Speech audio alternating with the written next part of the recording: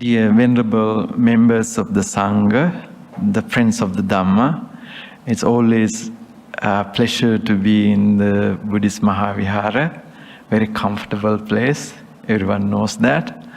And an opportunity is very nice that we have a platform here to discuss Dhamma, and that's very valuable. Thank you very much for facilitating these valuable opportunities for us, for people to practice Buddhism.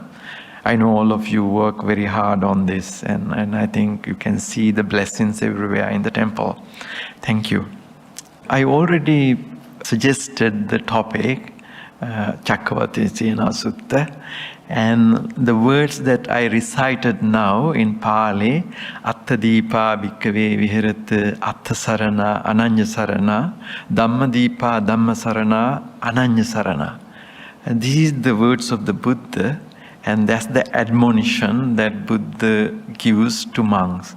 And then this discourse, Cakkavattisihanda Sutta, in the beginning as well as at the very end, found this statement. It looks like maybe the most important part of the discourse as a text, even though I am going to talk about political and social message, economic message, but this religious message is the center. So basically, it says that you have to rely on yourself, self-reliance. And you must not depend on another person, another refuge.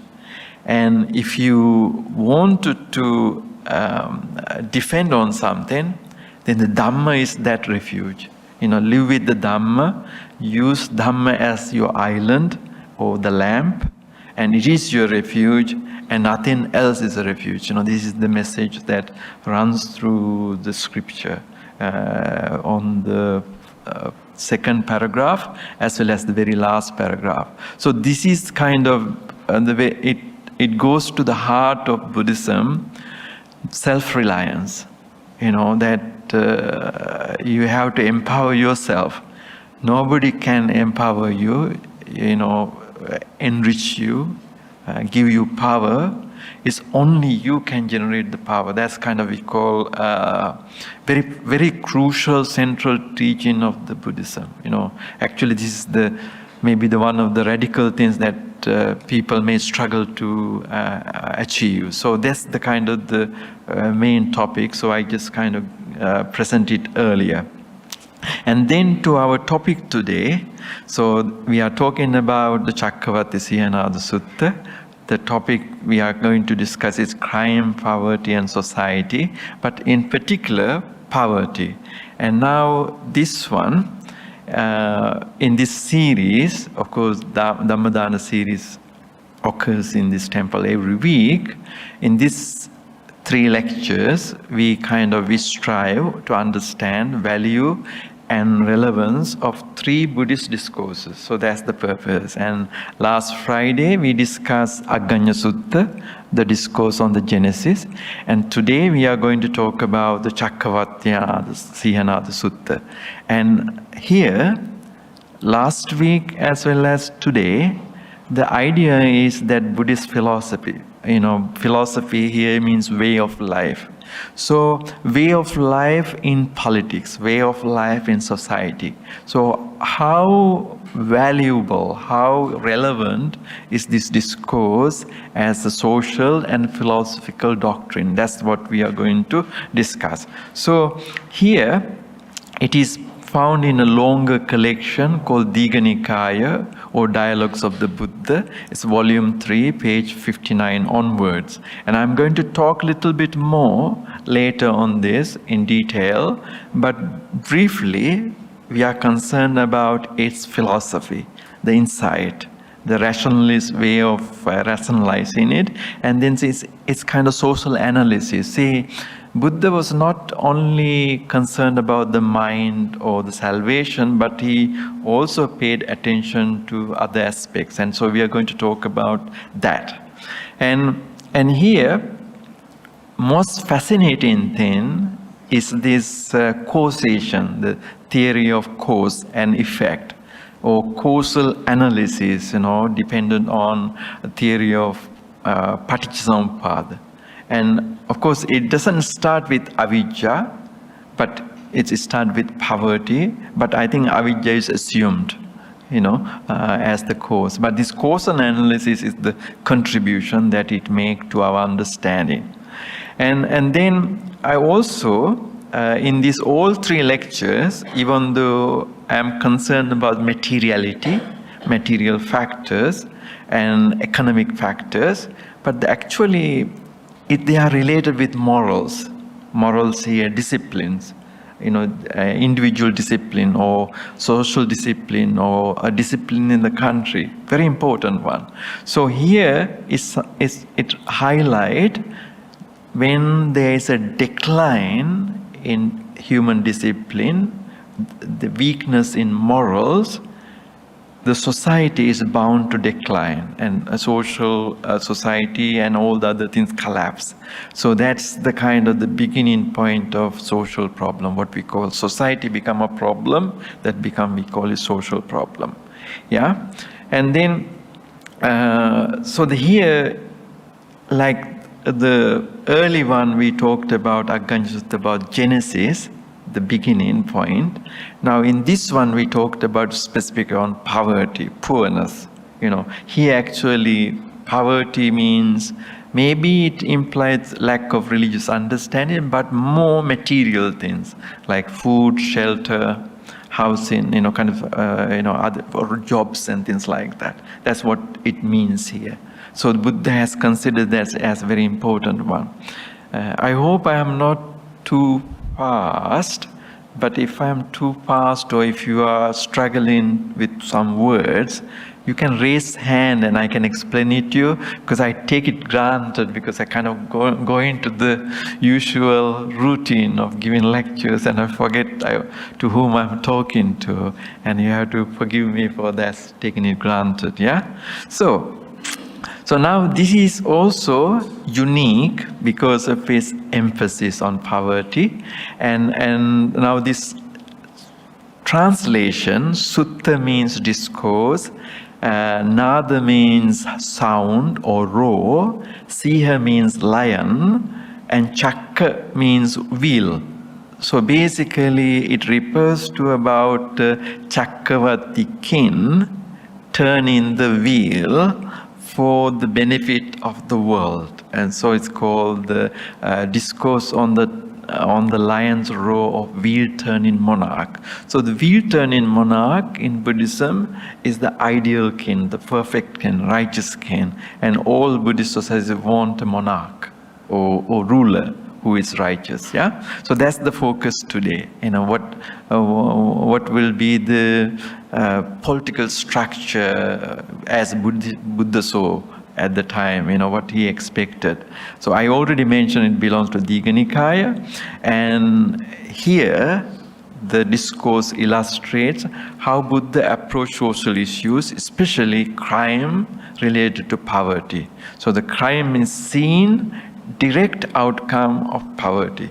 So this is something we have to bear in mind. When there's stealing and so on around us, we have to ask do a causal analysis. What is the reason for it?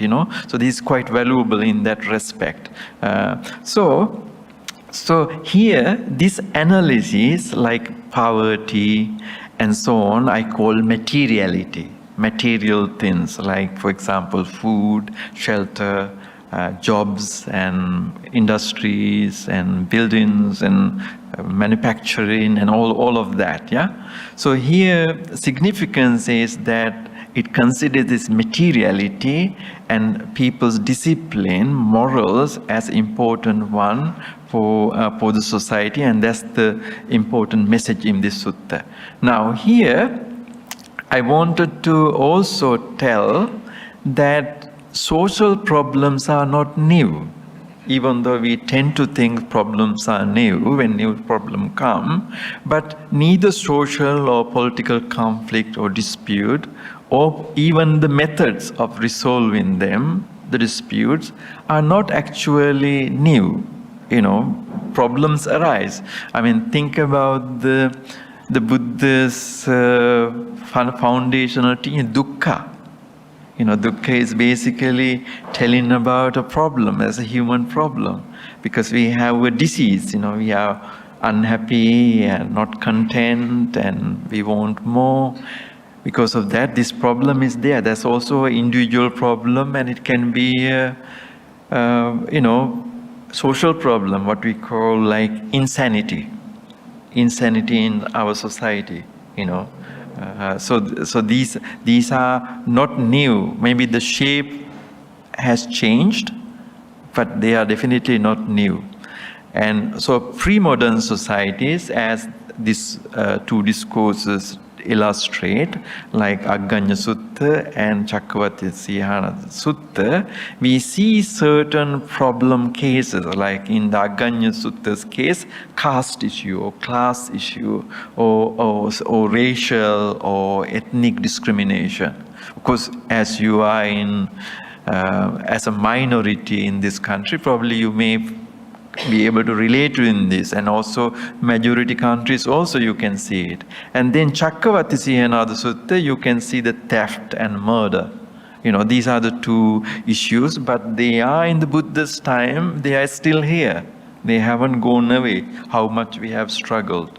And so these are the kind of things that we are now here.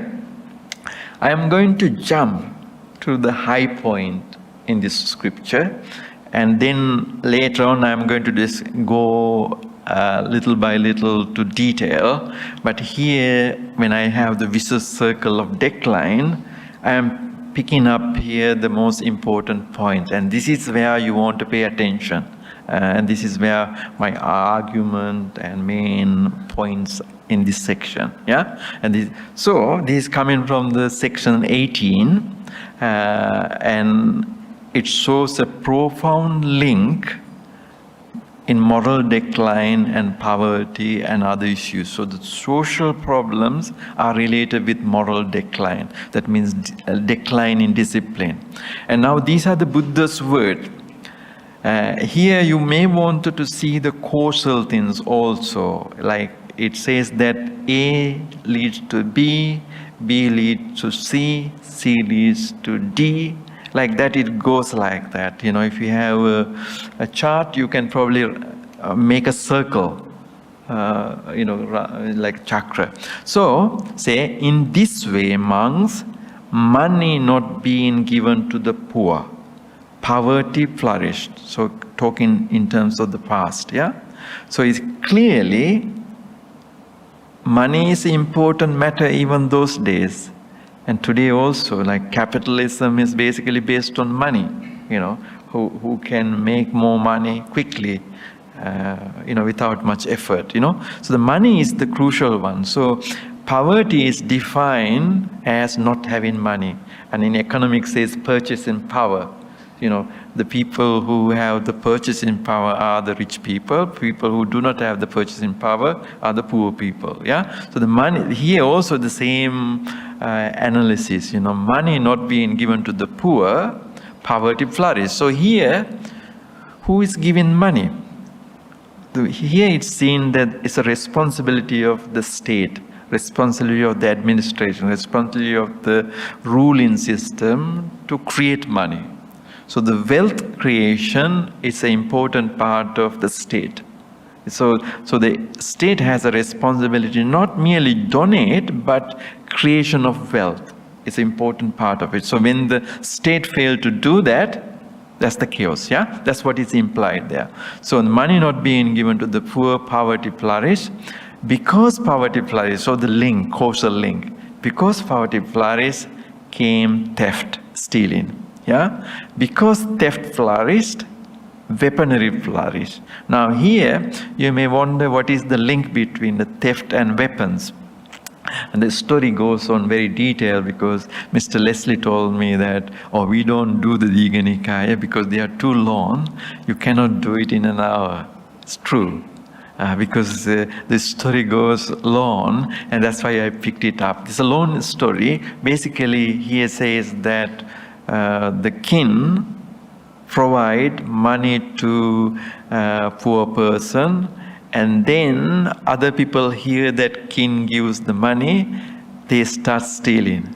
And then when the stealing spread to king start punishing them, then the thieves start using weapons to defend themselves. Yeah?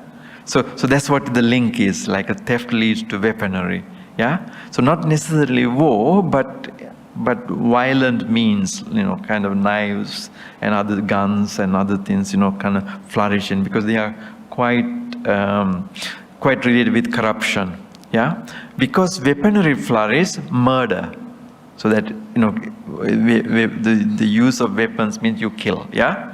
And then because murder flourish, and then it's very interesting, the shift here. The killing is there. A very important one, how you use your mouth. Yeah? Kind of discipline your mouth. You lose your discipline of mouth. You start telling lies. You have to false accusation. Yeah? And because telling lies flourish, malicious speech interest, so accusation, and you did that, and using vulgar language, and so on, yeah, pointed fingers, and all of that, yeah. And because malicious speech flourish, and then also it's connected with how you use your senses, your five senses in terms of eyes, ears, nose, body, and so on, sexual relations, that's a link. And then because misconduct in sexual matters flourish, two things flourish, harsh speech and frivolous speech. Because two things flourish, and then it goes other things like covetousness and ill will, negative feelings, negative emotions. And because of covetousness and ill will flourish, and then wrong views flourish. So it's kind of interesting that anger, hatred, greed, all of that is related with your own view. Wrong view flourish. And wrong view flourish, and then three things very clearly come. These are actually maybe the doctrinal element related to Buddhism: desire, iniquitous greed, and wrongfulness. These are kind of all related with your sexuality and wrong view and the greed. Yeah. So earlier also, remember when Agganya Sutta, we had this on the right hand side on the board, on the left hand side Cakkavattisihanda. On the right hand side you'll see Lola and so on. Kind of the words we talked about it, like greediness. So basically, both suttas identify this greed as a very important factor. Yeah, because these things flourish, and then it goes into next page. This is where another transition point. Earlier here you see, desire, hatred, and wrong view, and then it transfers into society, especially if you are in a Confucian society like Malaysia or India or Sri Lanka, where parents and so on respected. This is very important. So the decline in society, lack of respect for one's mother and father. These are the very important values in Asian civilizations. Your parents are, Buddha says that your parents are the Buddha at home. Your parents are the Buddha at home, so they are very valuable. So having respect to the monastics and the monks and the nuns and the mother and father, teachers, elders, these are very important ones. And you lose that discipline. And then another transition. This is very interesting. I don't know whether we can do a scientific experiment on this, but maybe in future people do. Lack of discipline and respect related to your appearance and your vitality, your lifespan and so on, kind of this is kind of linked. These beings' vitality decrease as did their beauty. So the complexion and so on decline. And here I wanted to just briefly mention there's a text called Mettanisansa or Mittanisansa, where it says actually if you practice this, your body become radiant and healthy and so on, because there's a strong conviction in Buddhism that practicing metta enhances your personality, your appearance and so on. And it's somewhat similar. So your vitality, your beauty and decrease. And because their vitality and beauty decrease, those who lived 250 years had children who lived 100 years. So the future generation have a half of the life. So basically, parents have to bury their children. That's what it basically means. If the parents, children die 100 years, parents are the ones who have to do the funerals for the children. Yeah. So now, this is the kind of, it goes into further, but here we can stop. Starting from poverty onward, goes directly about how the human life gets shortened. Yeah. In a kind of causal link, kind of these more violence we have, it decreases our ability. So this is, and I pointed out below, lack of finance or purchasing power or financial resources, or in Marx term, capital. Yeah, in the Karl Marx term, capital. Lack of finance, that's related with poverty. So if you don't have the capital, you cannot start a new business because you should be able to borrow or get money to start something. But if you don't have the finance, you cannot start it. So that means poor remain poor forever. Poor remain forever. And and also there's a vicious circle also, because in countries like England, you can see it very clearly, the number of homeless people on the street and people who get addicted to drugs and, kind of quite shocking. Of course, other countries also have it. But anyway, finance related to poverty. Poverty leads to theft.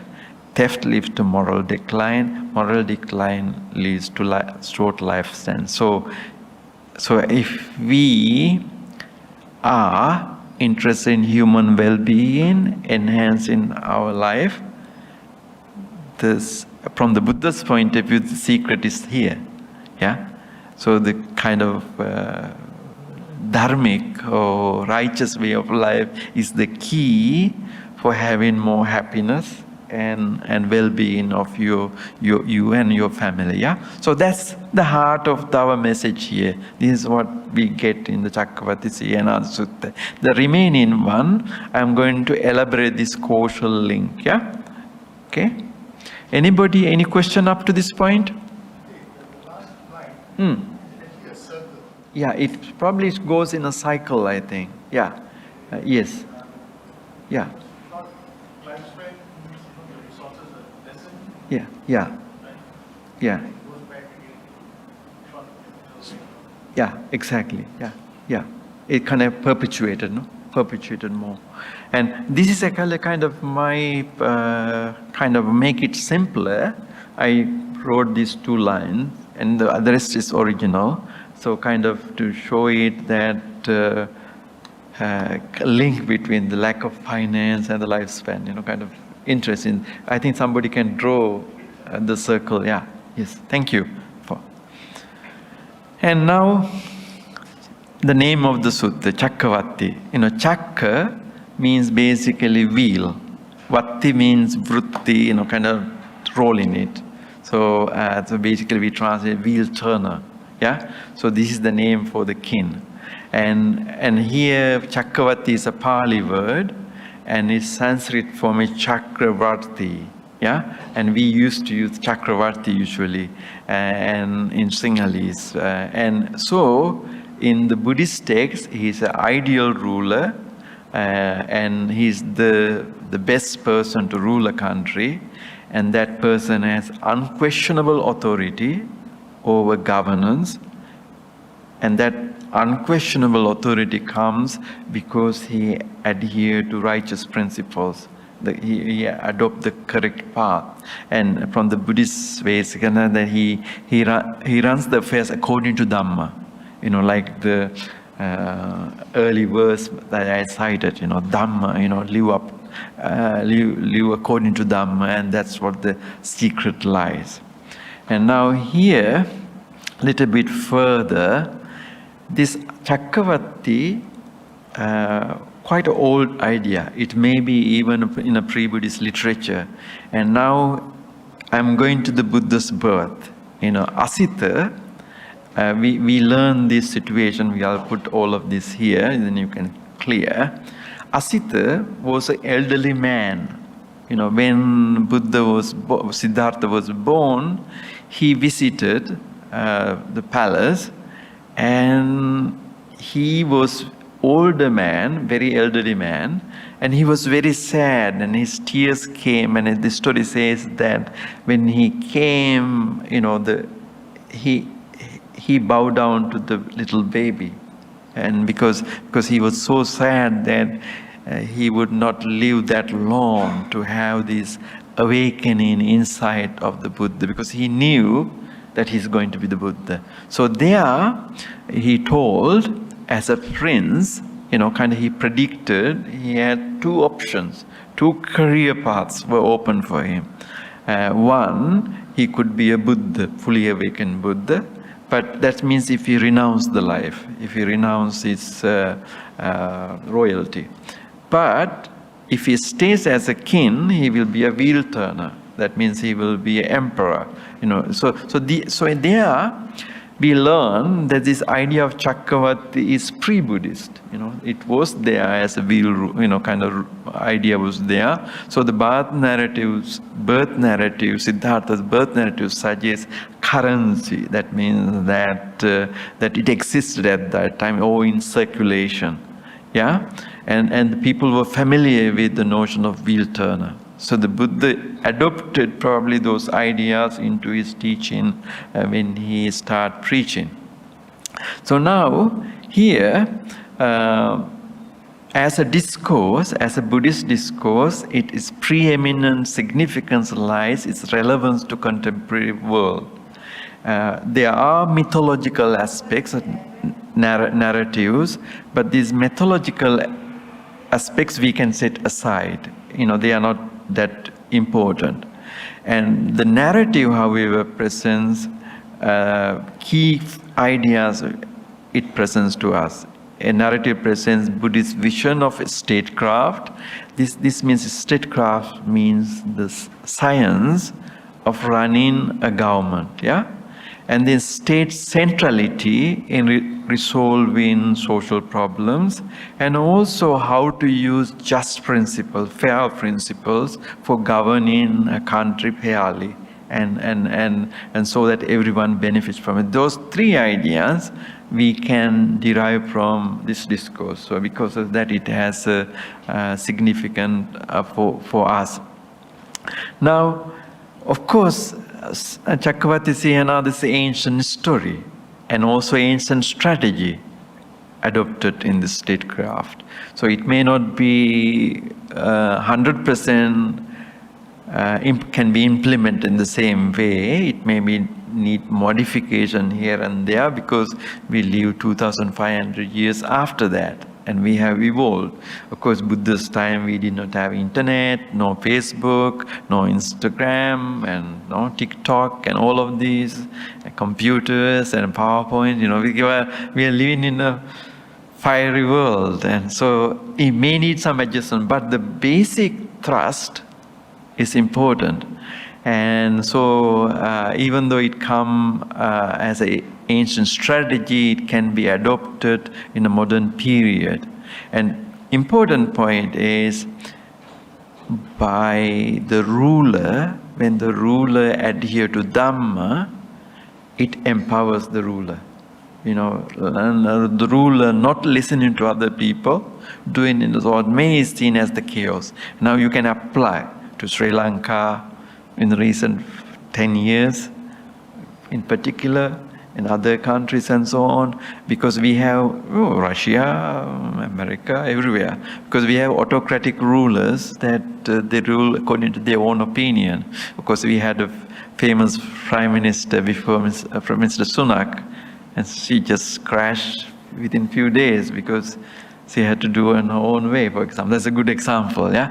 So the governance is very very important one. So adherent to laws and also building a consensus of the people is very important. So here the wheel turner is seen a weaker one when he doesn't incorporate the justice. So basically, we learn, it basically suggests us ruling has to be done justly, fairly. And then, important function of the state is managing poverty. These things go hand in hand, for healthy society. So now, let me go into the content, and this is kind of brief outline of the sutta, and we may not be able to go into all, but at least it gives you a little bit flavor how the sutta is run. And now I put everything here, so it's easier for you to look at it, and we can go one by one. Now, this preamble, the first section, is Buddha's admonition, and that's the one I kind of recited earlier. And basically it says, monks, live with yourself as an island, with yourself as a refuge, with no one else as a refuge. Live with the Dhamma as the island, with Dhamma as the refuge. And so basically Buddha says that nothing else can be solid enough as a refuge. So you have to self-rely. Self-reliance is the foundation, and that's the message. And it has a long detail about meditation, how you pay attention to feelings and so on. And because of the time limits, I am not going to do that. But if you are interested in, you may want to read that first 2 paragraphs, because that's actually clearly the Buddhist message of Nibbana and salvation, and how to elevate yourself and go beyond the materiality. And I'm not going to go into detail, but that's the admonition. And then on the right hand side, I have these square brackets. On the right hand side, 1, 2, 3, and so on. They refer to the paragraphs in the English text. So you can easily identify them, which paragraph these ideas are. But on the left hand side are my numbering, kind of for this talk, 1, 2, 3, 4, and on the left is mine for organize it, But the right one is the number on the original text. So now this first number on the left is very important, and the Dalhanemi is the name of the wheel turner king, Cakkavatti king, and there it talks about 7 jewels that the king had. And I'm not going to discuss it now, what those 7 jewels are, but if you ask me in a question, I can go and show it to you. The second point is, then one of the jewels is this wheel jewel, kind of the chakra, like a cart wheel. This wheel jewel is the most important one that wheel turner has. Now, the story says that if this wheel, little bit like it's here today, but if he slip little bit like this, the wheel turner says, please tell me. If this moves, let me come and tell me. And the secret is, if it moves like that, the wheel turner cannot live long, or he cannot rule long. So that's the secret. So if there's a shift in the movement, it's like the earthquake, moving, kind of like, so kind of the wheel kind of give up early warning, do your thing before long, So kind of basically slipping the wheel results the first ruler to renounce and give it to pass to his son. And in third section, again, the wheel completely disappear. And there, the great ruler earlier, he advised, child, son, this wheel is not your heritage. It's not ancestral property. There are things that you have to do it to keep it. Kind of like that, it gives advice. This is very important one. And then the important thing is, he says that you have to govern the country fairly, righteously, justly, governed by Dhamma. And then it will come back.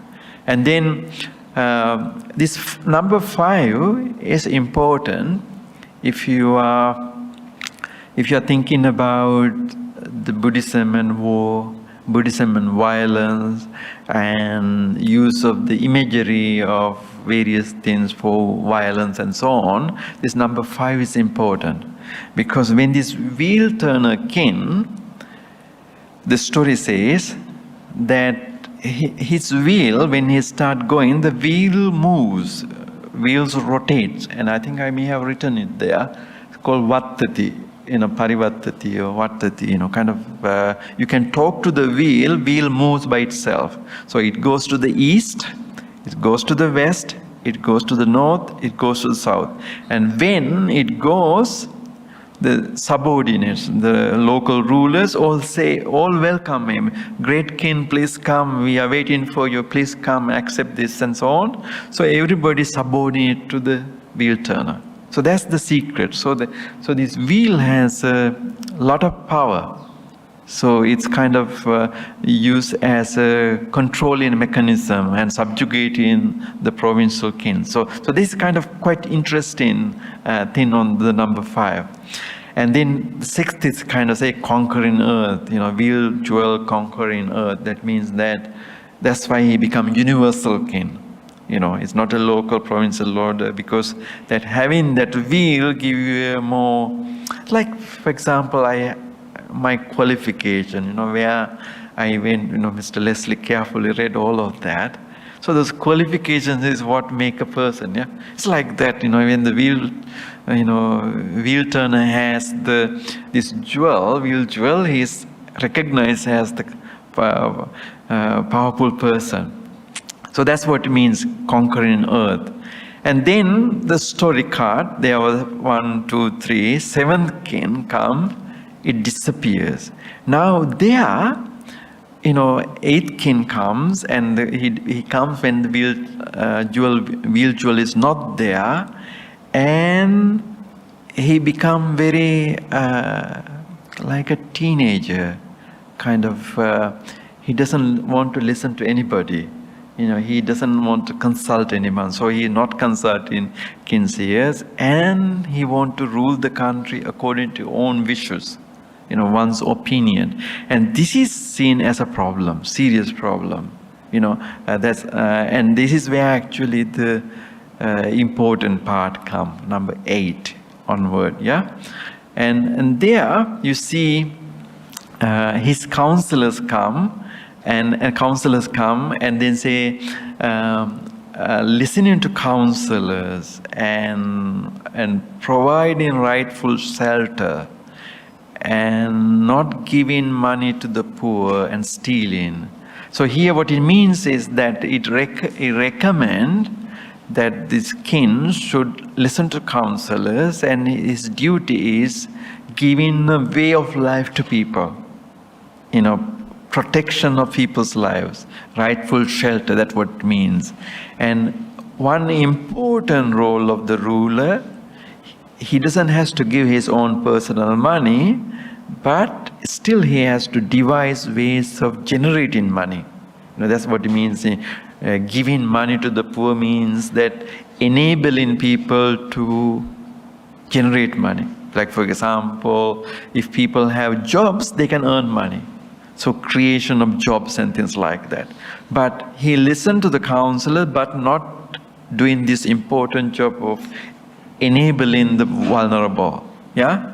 And that results in stealing. Why? Say, I couldn't make a living. So how can I live? Only way I could do is can steal. So that's kind of very come to the details of the problem. Yeah? And interesting to look at it. And then, as a ruler, you can easily punish wrongdoers. So because the thieves intentionally stole things and got caught, they were punished. So that's how the rulers and the government works, like our courts, kind of soft lifting and so on. Actually, I have seen soft lifting. I was shocked 3 weeks ago, and kind of go through all the things. But it's quite interesting. But what can you do? And then these people who the thieves who got caught, they want to defend, and then they start sharp swords. Remember earlier I mentioned weaponry? This is the one. Sharp swords for defense. So they have knives and the guns and so on in today's time, even bombs and fire bombs and so on. Kind of the militarization or weaponization of the society occurs, and this happened in Sri Lanka after 1977.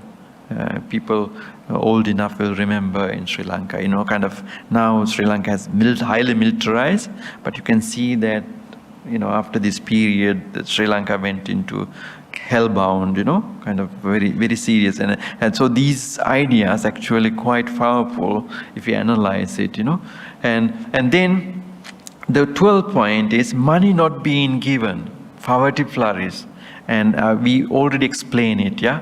And the link between the discipline and the vitality decrease, the age decrease, and so on. Vitality means like richness in life, in life energy. And then come the qualities, adhamma raga, visama lobha, and miccha dhamma. We earlier had it only as desire, which is adhamma raga means desire improper manner of having greed, yeah? Visama lobha also a kind of greed, and then micchaditi, wrong view, wrongful, and also wrongful conduct, and sexuality, and so on. These three, and these are, in origin, they are mental. They lead into other things, but originally it's a mental issue, yeah. And then it has direct link with lifespan, and I think we went to in the earlier quotation up to this point, 100 years. Remember, that's where we ended, saying 200 years parents have 100 years old children. Yeah, that's where I went. So basically we are going to that story, and then this is the worst part, number 15, and not only people are not moral, but people do not have a word, what we call discipline. Even the word discipline, identification disappears. So that's the kind of seen as really the dark age of human civilization. So this is a very important statement. And then it leads to what we call promiscuous world. You people know what it means, kind of no rule. See, you can have sex even with your mother, sister, father, and so things like that, kind of no civilized codes, yeah? So that's what is kind of leading to that situation. And then this is quite interesting. Actually, we have come to this stage now, I think, in many societies, and in text called Mrugasanya, like having targeting a deer, kind of feeling that this always and pray for me. This is something I can eat. Kind of powerful person always eat the weaker person. Kind of that kind of thing. So look at each other, look on each other as human beings, as wild beasts. Some consider, and they basically at that stage, no respect for other. And then within that society, some groups think this is not right. And they start self-disciplining. It's called, let us not slay just anyone. And then there it says that when people abstain from not killing, their life increases. Now you see 5 precepts. The first of the 5 precepts is this abstaining from killing. Now you can see the link here. The link here is that actually observing the first of the 5 precepts is a guarantee that you will live long. Kind of that's link is very explicitly made clear here. And then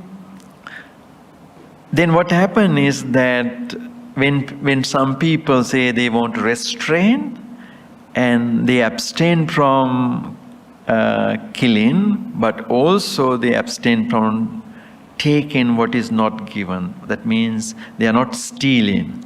and when they do not steal, their lifespan increased to 80,000 years. Yeah? So 80,000 years. And then a transition here, because when the lifespan increased to 80,000 years, this is the optimal development, the best time. And now it kind of paved the way for another episode, future Buddha. And now here, say in India, actually the word India is used in English translation, probably Jambudvipa, probably in the original, I think. And in Benares, for example, it's one city, but there were 84,000 towns. Among them, one of the best was the Ketumati, the royal city at their head. And perhaps this is Benares, I guess. Yeah? And there is the place where a wheel turner appears called Shankar. Shankar, like a conch shell in Sanskrit, but that's the name of the ruler. A wheel turning king appears. And then at that time, at that time, there appears the Buddha Maitreya. So kind of going to the future. Sankha and the Buddha Metteyya. Metteyya is the future Buddha. And then Sankha, King Sankha becomes a monk under Metteyya. The wheel turner renounces his kingdom, become a monk. Yeah? So that's the kind of the highlight. So the story is finished there. The king become a monk under the Buddha Metteyya, and the story ends there. And then it goes back to the first part. The topic I had, Atta Deepa Bhikkave Viharata, Atta Sarana, Ananya Sarana, Dhamma Deepa, Dhamma Sarana. That's what it is. Live as island unto yourself, and the sermon ends there. Yeah. So this is a brief summary of what happened. There's a lot of things going on. But few important ones like 5 precepts come very clearly. So if you ask what the Dharma is, it appears to be like simple thing as 5 precepts, like Dharma. As long as this you practice this, that empower you. So that may be the reason that we take all these 5 precepts probably in our tradition, something to explore further. And then kind of the last part say, and this is also interesting because our Buddhist monks have gone to politics and various other things in our countries, in all Buddhist countries and various vocations and so on. Basically, it advises keep up to your own pastures. That's kind of the Buddhist message. Stay where you belong, rather than treading thin. So these are the 2 messages come in the sutta: self-reliance and staying in where you belong. That means kind of path of emancipation, salvation, liberation, and renouncing and non-attached life and things like that. That's the kind seen as the high point in the discourse. Yeah. So I gave you the causal link in the sutta, starting from materiality and how social problems started, and now I gave you the content of the sutta, identifying various phases, the birth of the universal monarch, and kind of issues of wheel jewel and these miraculous aspects of being able to rule, and how the Dhamma become the center of action, and so on. Now we already covered 1 hour. I think we can go until 11:30. We have another 30 minutes. I will give you a little bit more, and then we can have a discussion. Now the context, I'm going to go briefly what the context of this sutta. Yeah? So the discourse was given in Magadha.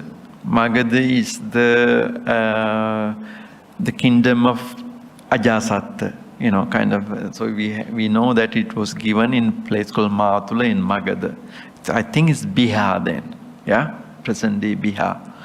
And we talked about this. This is the Buddha's culminating point, as this has nothing to do with materiality.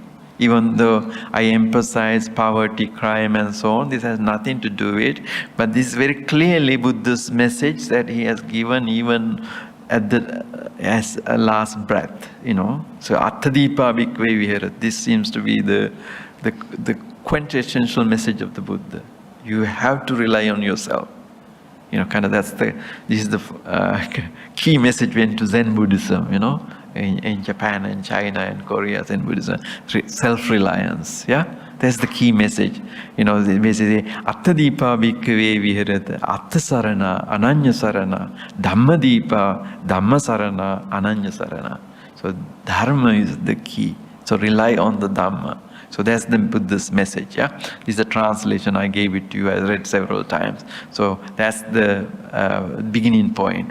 You want to take a slide, Okay, so here, basically, rely on yourself and Dhamma as the island. So very important one. And this is taken, it's a very good translation. There's a book by Stephen Collins, published by Cambridge University Press, called Buddhist Utopias.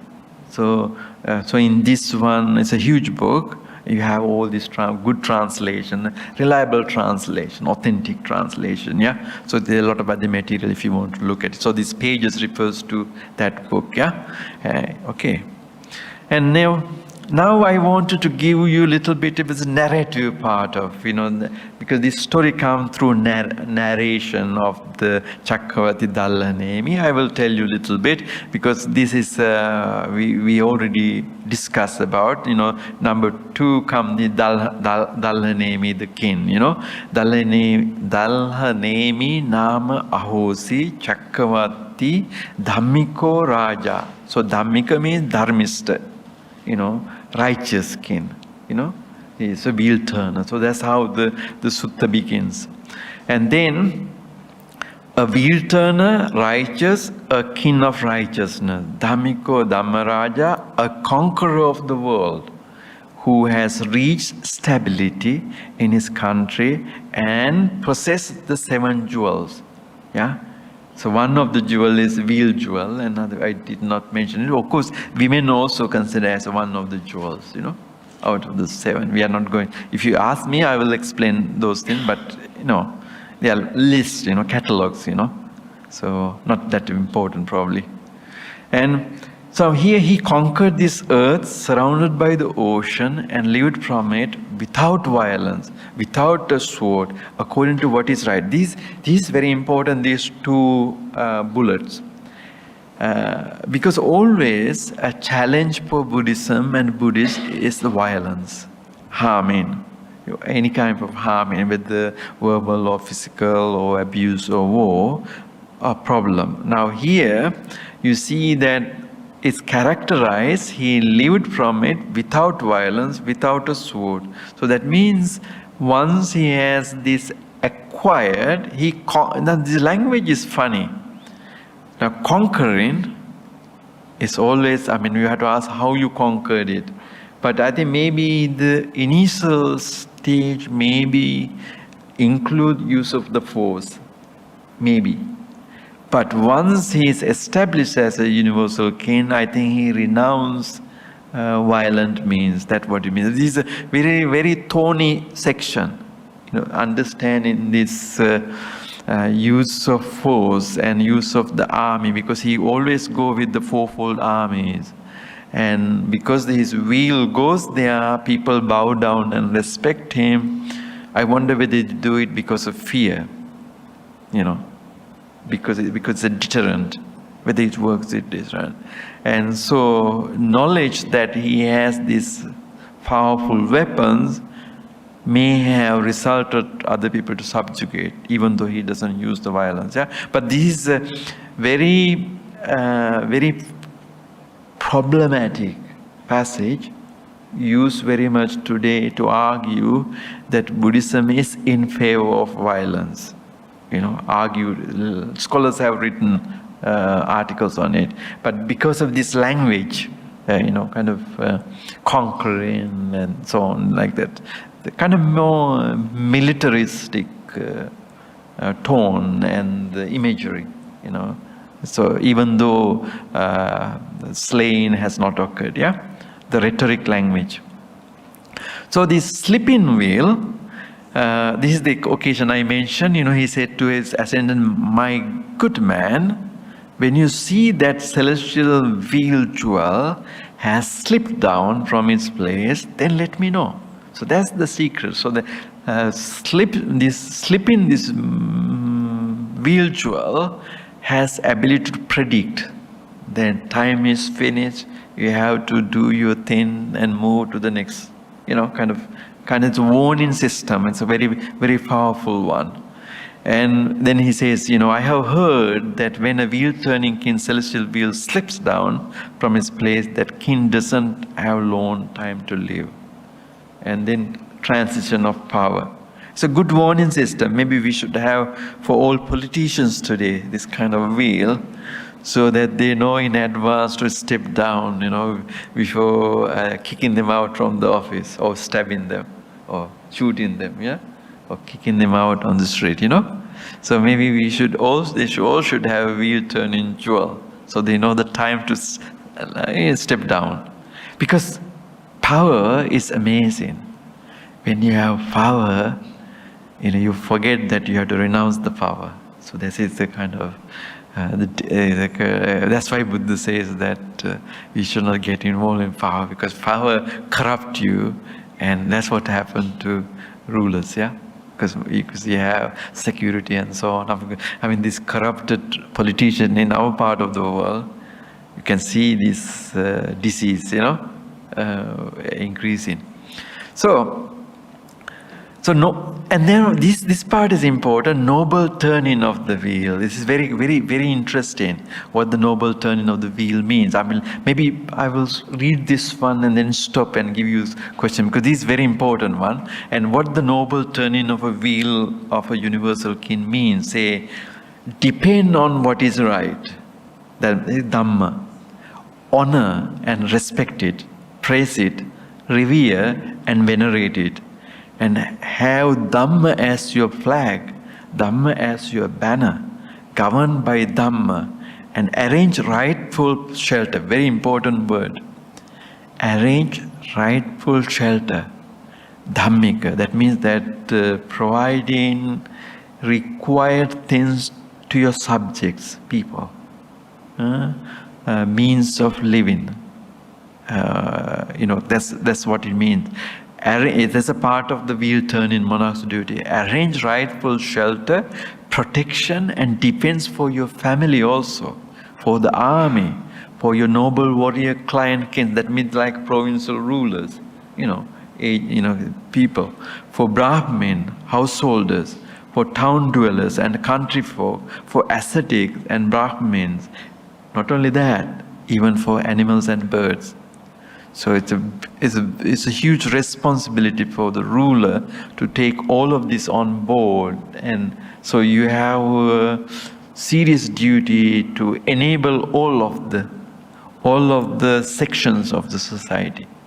So once it's not done, that's where the problems comes according to the Buddhist view or turn of the.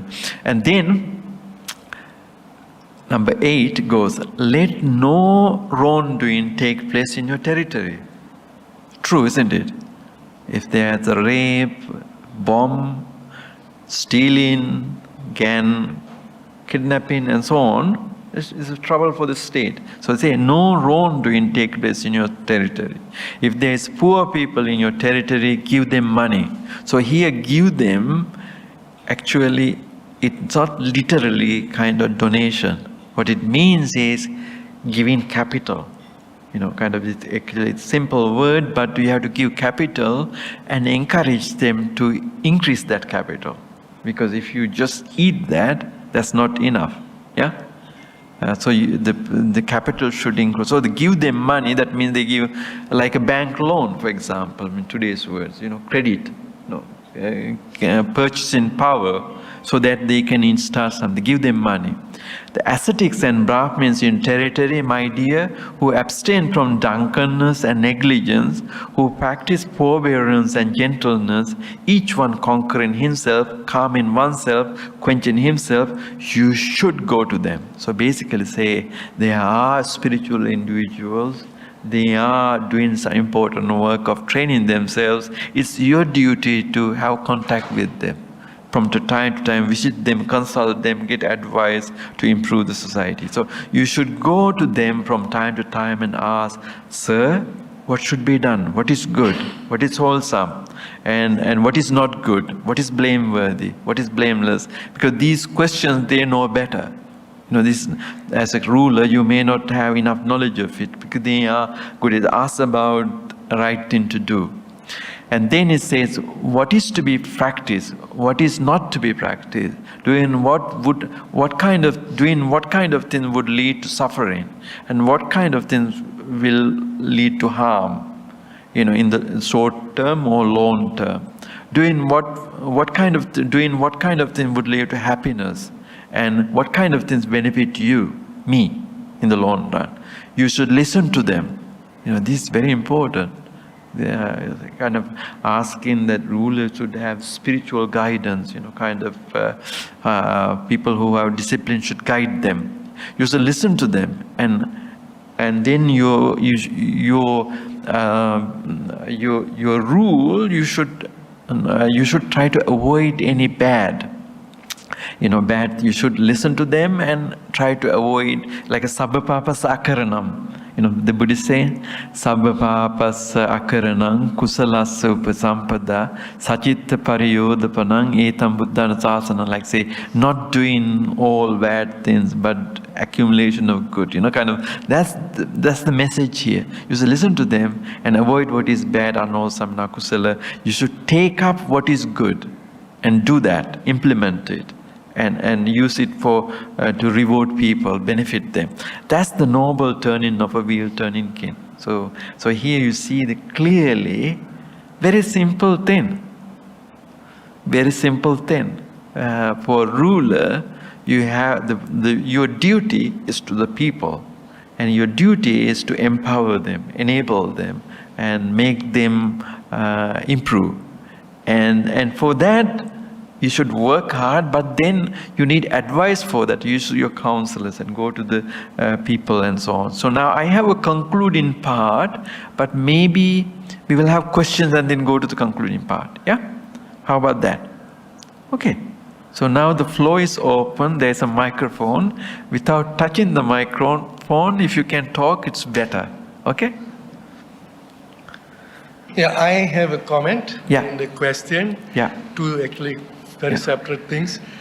So what struck me was the kind of a paradox you pointed out in the king conquering, physically conquering, and then radiating through Dhamma. Yeah. And we want to look for an example of that, the best example in world history, that would be Emperor Ashoka. He violently conquered Kalinga and all of that. And then he radiated Dhamma. In fact, we are all here because of him, in a sense, his legacy. So one could argue that without the first part, there would not be the second part, because his reputation was both as a great emperor and as a great supporter of Dhamma. So actually, and as you pointed out, this is a comment part, Cakkavatti comes from Chakravartin. So this is an earlier concept existing pre-Buddhist, where the king was actually expected to go and conquer the quarters, the Digvijaya. Yeah. And people welcomed him. I mean, there was force, but people welcomed him also because more than just for his power. And frequently, the kings who sort of were subdued were reinstated as vassal kings. So there's a kind of a ritual and moral dimension even behind, the violence. So I'm struck by the continuity. And the focus on poverty, here it's with the Sangha and the notion that, everybody should have be able to lead their livelihoods. So here too, in the previous pre-Buddhist context, the king had to redistribute wealth. The time of the sacrifice was the time when he would give dhanam, which is a very important concept as well.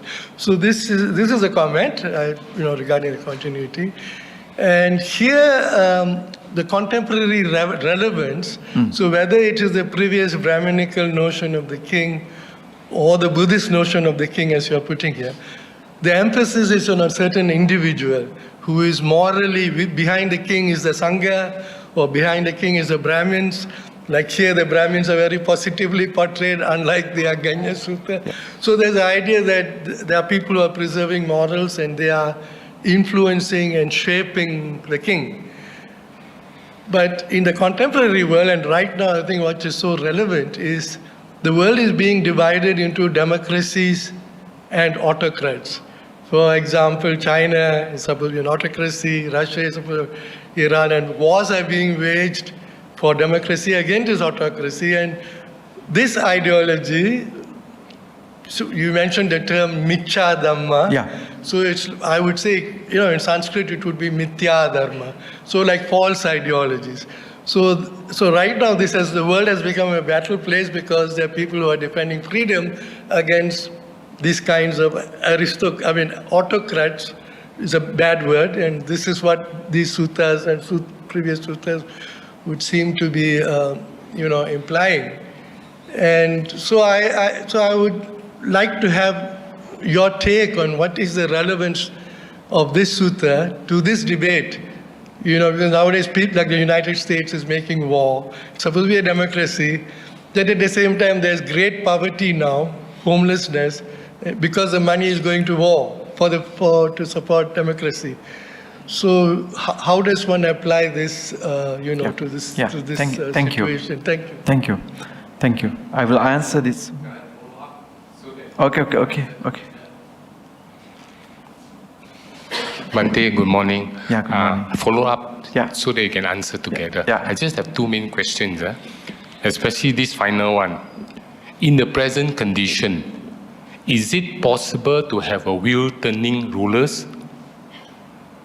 Because humans have defilements. You got your ego, your greed, and so now, will such thing happen? Do you have such individual in the present condition? Okay. Second one related to it.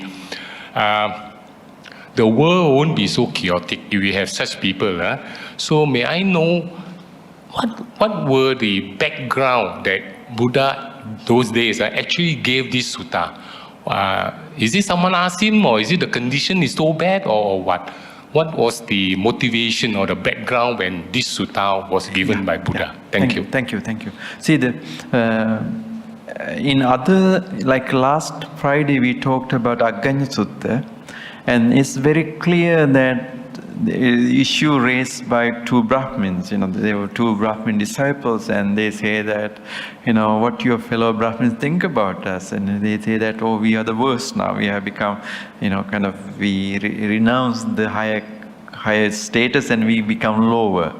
Or Chandala, Sudras, we renounced to be a Brahmin. So like that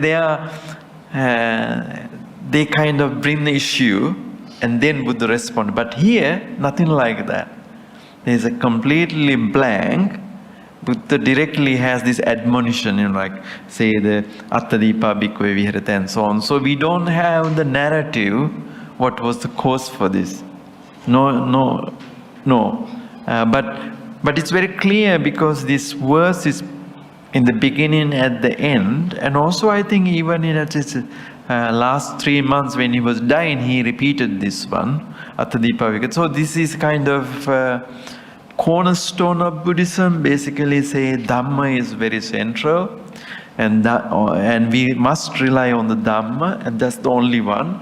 And so I think here, illustrations say how Dhamma can be used in politics, in society, in enhancing the benefit of the wider world. So even though we don't have the story or who asked it, but it gives you some guidance. That's a valuable thing. I think that's all we can say about it.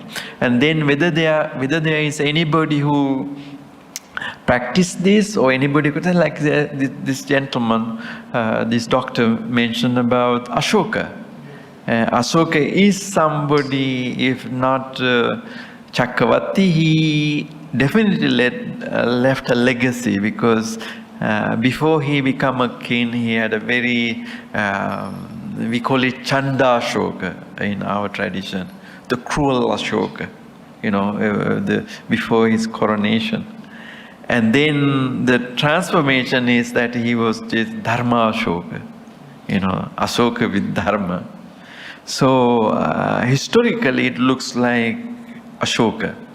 And in Sri Lankan case, like King Siri Sangabodhi, come closer to that one. Yeah? Sister, you have one?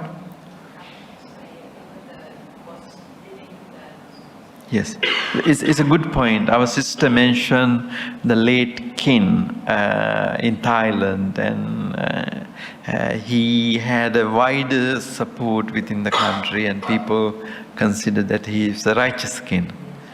Yes, that could be a good example locally. But this universal, like say, if you think about continents, like Caesar or Ashoka, Ashoka definitely from Afghanistan, even having contact with Greece and so on, all the way to Sri Lanka and so on, and his inscriptions and so on. It's quite amazing. Ashoka did, kind of this.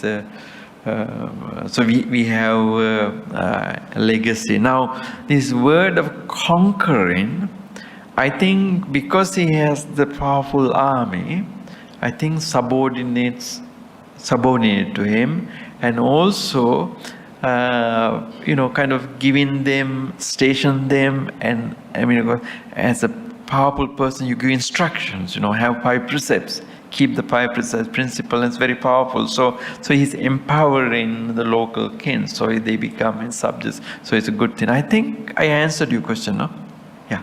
And but the military imagery, like military imagery here, like conquering the language, Digvijaya, and they can be problematic in coming from the Buddhist angle. But I think we have to use a little bit hermeneutics, kind of interpretation. We have to use interpretation to understand it.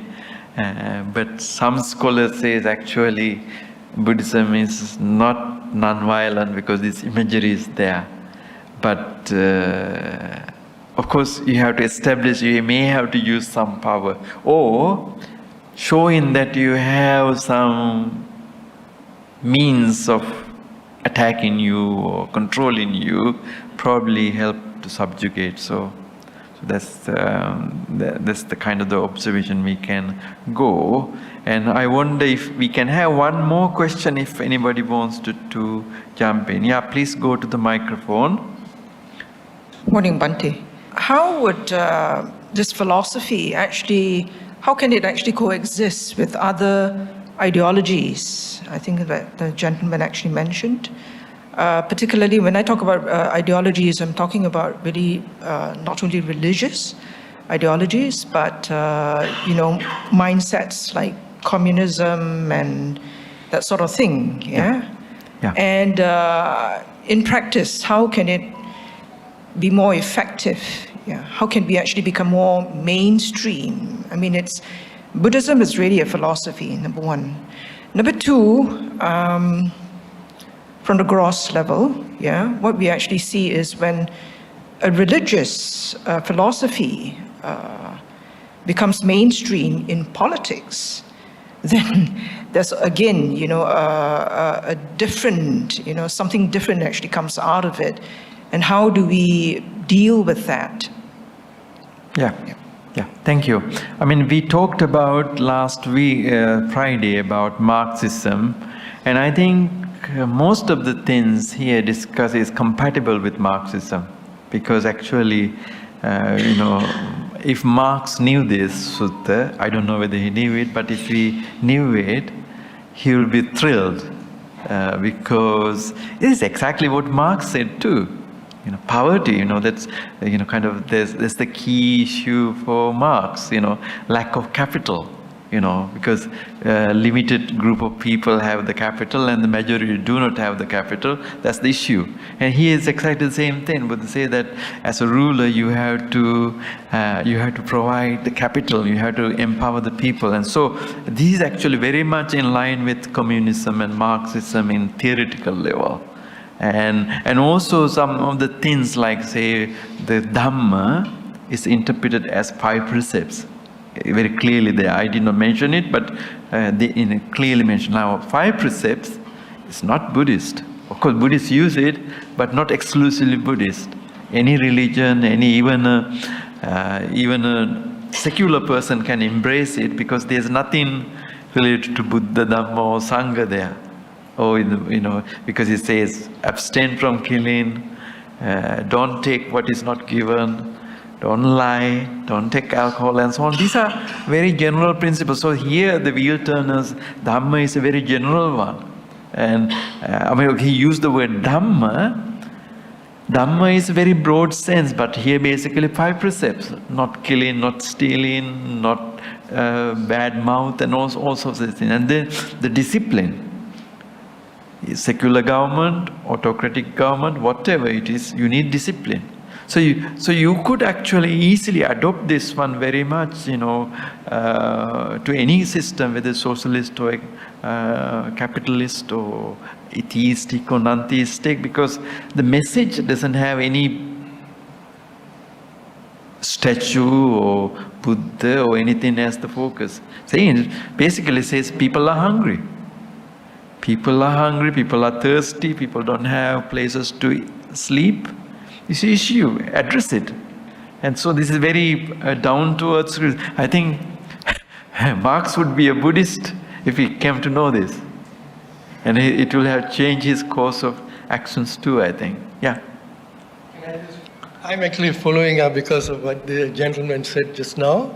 And actually my question was, does this sutta favor a democratic form of government or an authoritarian form of government, which is a big issue.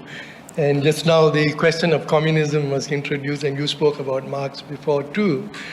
And so I think, at the beginning of your talk, you mentioned Russia as well. Yeah.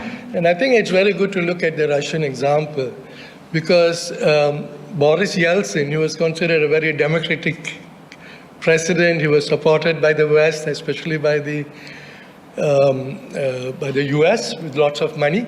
But the situation in Russia at that, towards the end of his rule was disastrous. Talking of longevity, which is a central issue, the people's life expectancy dropped drastically. There was murder between the streets, in the streets, etc. So now, Yeltsin has, Vladimir Putin, for example, is taken as the arch autocrat and tyrant. But yet the situation in Russia has changed much better for the Russian people, precisely because of his rule. And actually there's been, and just like here, the righteous king draws inspiration from the Sangha, or earlier from the Brahmins. Similarly, the inspiration is coming from Russian orthodoxy.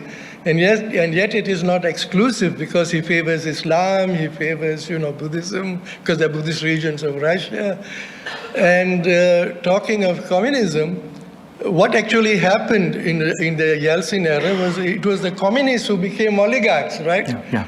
The former, the people in the upper levels of the Communist Party who became oligarchs. We have to do it quickly because stealing from the country. 3 minutes already gone. Yes. Yeah. Bhante, commenting on communism, capitalism, or whatever, it is just a labor. Like Deng Xiaoping said, we don't care what is the color of the cat. As long as it catches the mice, it's okay. Yeah. So these are all labels and created by different. So the main thing, as Bhante says, is that you give human being enough of shelter, enough of food, enough of safety, the world will be peaceful. Thank you. Thank you. And thank you very much for both of you for input. Yes, I don't think we have to put this into communist or capitalist or autocratic or any model, but I think you can take, as you suggested, you can take it out of it and say, this issue, it needs to be addressed, and kind of in that way I think this is a value in this one. Okay, because running it out, because the monks have to go for lunch and so on, so I'm going to say, so this second talk we have examined underlying philosophical and ethical insights of the Buddha, in particular in analysis of poverty and its consequences, social consequences, as focused on Cakkavattisihanda Sutta. Our analysis has illustrated a causal link here clearly, starting from poverty and then declining and lifespan on. So here the growth of poverty and subsequent rise of lowliness in wider society is a problem and can be dangerous. And a notable doctrinal feature in the analysis, in the Buddha's analysis, is that it doesn't condone existential suffering or existential poverty, because most of the time people contribute or address this issue when you see the poverty as a karmic retribution from past negative conduct, and that's most often happen. But our discourse doesn't support this view at all.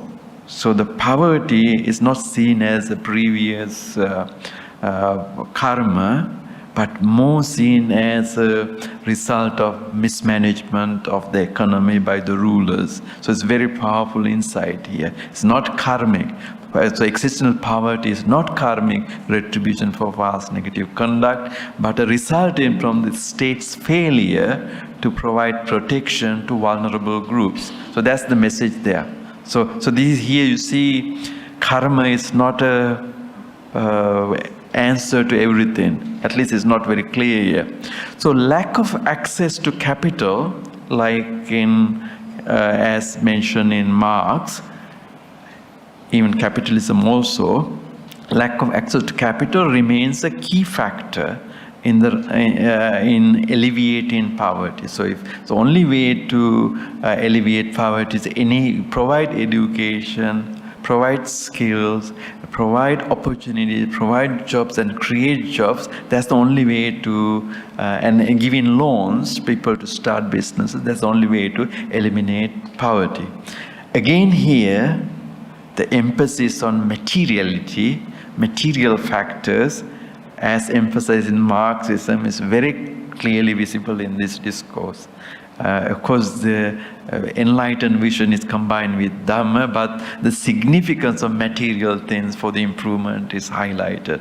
So that's all for today. And now this has been made possible by the members of the Sasana Abhivardhana Society, Mr. Lester Jayawardena and other members, Mr. Sirisena and other members, and also our chief priest, Venerable Datuk Dr. Dhamma Ratana Thero, and other members of the resident monks of this society and supporters. And thank you very much for enabling this, and let's hope the good wishes, that good energy that we created, may be confirmed to our relatives and departed ones. May they accept our merit and enrich their lives and become happy. And also we wish that this merit goes to the deities, they confirm blessing on us. And also we spent over 1 hour and a half, we dedicated to the Buddha's words, and we are children of the Buddha, and may the Buddha, Dhamma and Sangha empower us and achieve whatever we wish, and reach success in our this worldly life and attain enlightenment. And with that thought, we will end this one. Thank you, Bhante Professor Mahinda, for this very explicit explanation of poverty. Actually, I just used the word poverty. I won't explain the whole title. It gives us a lot of food for thought about what the Buddha actually thought, because we are very used to the conventional way of studying the suttas. I guess this is a little off the beaten path. And Bhante will continue this series next Sunday with a subject called Economy and Empowerment, based on the Kutta Dhanna Sutta. Yeah. On the And 9th. On the 9th At 10 of o'clock. June, on same time, 10 o'clock, same venue at the Puja Hall, next Sunday. But as an interlude, we'll have Bhante Anomadasi, who will be here on Friday, talking about the fate of the world according to, what sutta, Bhante? Satta Sutta, yeah. Satta Surya Sutta. The fate of the world according to the Satta Surya Sutta. It's related this to Aganya. Friday. It's Yeah. related to Aganya. Yeah, it's related to the Aganya Sutta as well, what we spoke about last Friday. So last Friday and this coming Friday is a correlationship. Okay, so that's at 8 p.m. on Friday. Okay, so thank you very much. Hope to see you again, and there's some refreshments on your way out if you like. Please help yourselves. Thank you, Bhante. Yeah, thank you. Thank you. We'll see you again on Sunday. Thank you. Sadhu. Thank you. Sadhu.